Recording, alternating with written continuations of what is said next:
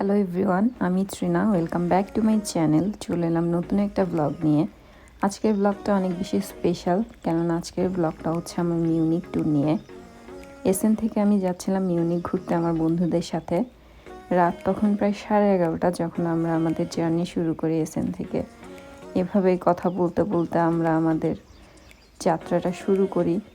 বাইরে হালকা হালকা তখন বৃষ্টিও হচ্ছিল, তো বিভিন্ন মজা হাসি ঠাট্টা করতে করতে আমরা যাত্রাটা শুরু করেছিলাম। আমি ভিডিও করছিলাম দেখে তখন একজন মজা করছিল আর আরেকজন আমাকে উৎসাহ দিচ্ছিল। এখন এটা আপনাদের গেস করতে হবে যে কে মজা নিচ্ছিল আর কে উৎসাহ দিচ্ছিল। আমরা যারা পেছনে বসেছিলাম আমরা সুযোগ পেলে একটু একটু ঘুমিয়ে নিচ্ছিলাম। টানা প্রায় 3 ঘন্টা ড্রাইভ করার পর আমরা এসে পৌঁছাই ফ্রাঙ্কফুর্ট, আর এটা হচ্ছে ফ্রাঙ্কফুর্ট এয়ারপোর্ট। প্যাসেঞ্জার সংখ্যার দিক থেকে বিবেচনা করলে এটি হচ্ছে জার্মানির মেইন ইন্টারন্যাশনাল এয়ারপোর্ট। ফ্রাঙ্কফুর্ট জার্মানির one of the biggest and most famous city, কিন্তু এই সিটিটা আমার এখনও ঠিকভাবে ঘুরে দেখা হয়নি। আমি গিয়েছিলাম একবার ফ্রাঙ্কফুর্টে, কিন্তু শুধুমাত্র কয়েক ঘন্টার জন্য। ঠিকভাবে আমি আসলে ঘুরতে পারিনি সেবার। আরও প্রায় 1 ঘন্টার মতো ড্রাইভ করার পর আমরা এসে পৌঁছালাম বুর্সবুর্গ, আর এখানে হচ্ছে আমরা কিছুক্ষণ রেস্ট নিয়েছিলাম। আর তখন আমাদের সবার মাথায় একটা জায়গার কথা খুব ঘুরছিল, সবার মাথায় খুব মনে পড়ছিল, আর সেটা হচ্ছে কুমিল্লা 14 গ্রাম। কেননা চিরং থেকে ঢাকা যাওয়ার সময় আমরা সবসময় সেখানে একটা ব্রেক নিতাম। তো এই তো আবার আমরা আমাদের যাত্রা শুরু করলাম। অন্ধকার থেকে আস্তে আস্তে আমরা আলোর দিকে যাচ্ছিলাম। এই জার্নিটা আমার কাছে খুব বেশি এক্সাইটিং, তার কারণ হচ্ছে প্রথমবারের মতো আল্পস সরাসরি দেখতে যাচ্ছিলাম, যেটা একসময় বইয়ের পাতায় পড়েছিলাম, কখনো বা মুভিতে দেখেছি, সেটা এবার সরাসরি দেখতে যাচ্ছিলাম। যারা জানেন না তাদের জন্য বলছি, আল্পস হলো সর্বোচ্চ এবং সবচেয়ে বিস্তৃত পর্বতশ্রেণী, যা সম্পূর্ণরূপে ইউরোপে প্রায় 1200 কিলোমিটার 8টি আলপাইন দেশ জুড়ে বিস্তৃত। এগুলো হচ্ছে Monaco, France, Switzerland, Italy, Liechtenstein, Germany, Austria এবং স্লোভেনিয়া। এর বেশিরভাগ অংশই হচ্ছে অস্ট্রিয়াতে, এবং এরপর হচ্ছে Italy, France, Switzerland and then Germany. আর জার্মানিতে আল্পস হচ্ছে বাভারিয়ান স্টেটে অবস্থিত, আর মিউনিক হচ্ছে বাভারিয়ার রাজধানী। তো আমরা যাচ্ছিলাম হচ্ছে মিউনিকের উদ্দেশ্যে। আর এই তো আমরা মোটামুটি কাছাকাছি চলে এসেছিলাম, আর এই সময় আমরা একটা সুপার শপ খুঁজছিলাম যেখান থেকে আমরা কিছু জিনিস কিনে নিতে পারি খাওয়ার জন্য। যদি আমরা বেশিরভাগ জিনিস নিয়েই এসেছিলাম এসএন থেকে, কিন্তু তাও টুকিটাকি কিছু জিনিস কেনা বাকি ছিল। তাই আমরা একটা সুপার শপ খুঁজে সেখানে নেমেছিলাম, আর সেখানে আমরা কি কি কেনা যায় সেগুলো দেখছিলাম ঘুরে ঘুরে।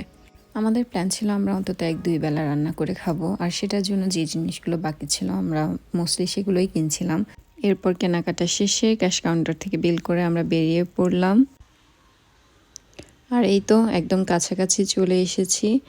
এবার হচ্ছে আমরা খুঁজছিলাম যে আমাদের এয়ারবিএনবি কোনটা, আর এইটা হচ্ছে আমাদের এয়ারবিএনবি কি, এর ভিতরে কি কি ছিল না ছিল সেটা আমি আমার পরের ব্লগে বিস্তারিত দেখাবো।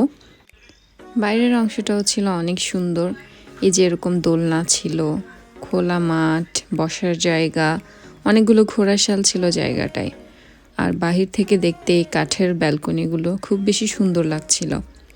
তো এই জন্য আমরা বাইরেটা একটু ঘুরে ঘুরে দেখছিলাম। আর আমি আগেই বলেছি যে আমরা মোটামুটি পিছনে যারা ছিলাম আমরা ভালো মতো ঘুমিয়ে নিয়েছি, এজন্য আমরা তেমন একটা টায়ার্ডও ফিল করছিলাম না। তাই আমরা চিন্তা করলাম প্রথমে একটু নিচে আমরা ভালো মতো ঘুরে নিই, এরপর আমরা হচ্ছে উপরে উঠে কিছুটা রেস্ট নিয়ে এরপর আবার ঘুরতে বের হব। তো আমি হাঁটতে হাঁটতে এই ছোট্ট লেবু গাছটা দেখলাম, আর আমি এত অবাক হয়ে গিয়েছিলাম যে এই ছোট্ট একটা গাছে এতগুলো লেবু কিভাবে ধরেছে। তো ভাবলাম এটা একটু ক্যাপচার করি।